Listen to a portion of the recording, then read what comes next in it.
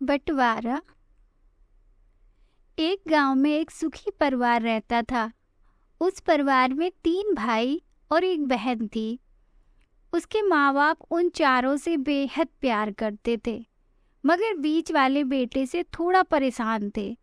बड़ा बेटा पढ़ लिख कर डॉक्टर बन गया था और छोटा बेटा भी पढ़ लिख कर इंजीनियर बन गया था, मगर बीच वाला बेटा बिल्कुल गंवार और आवारा किस्म का था।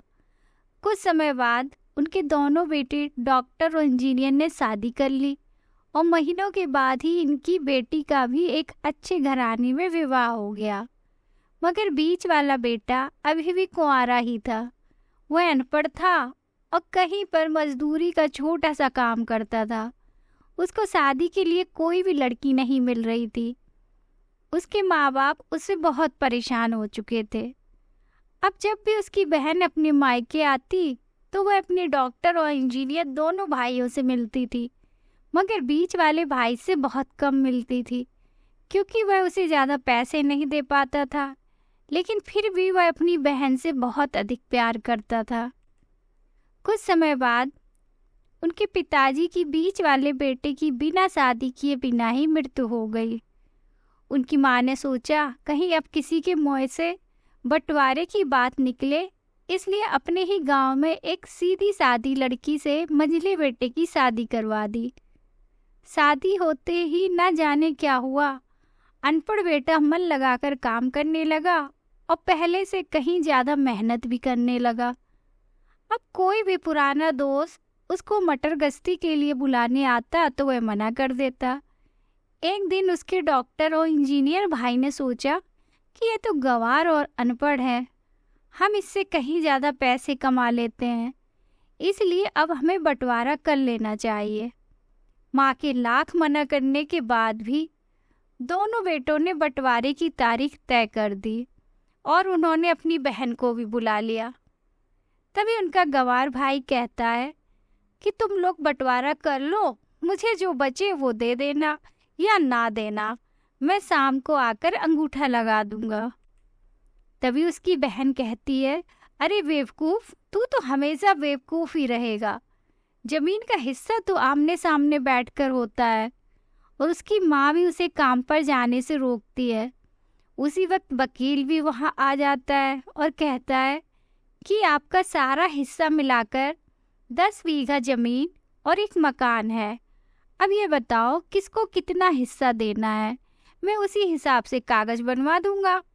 तब गंवार भाई कहता है, वकील साहब, 5-5 बीघा जमीन हमारे दोनों भाइयों के नाम लिख दो और ये हमारा घर है मेरी प्यारी बहन के नाम कर दो।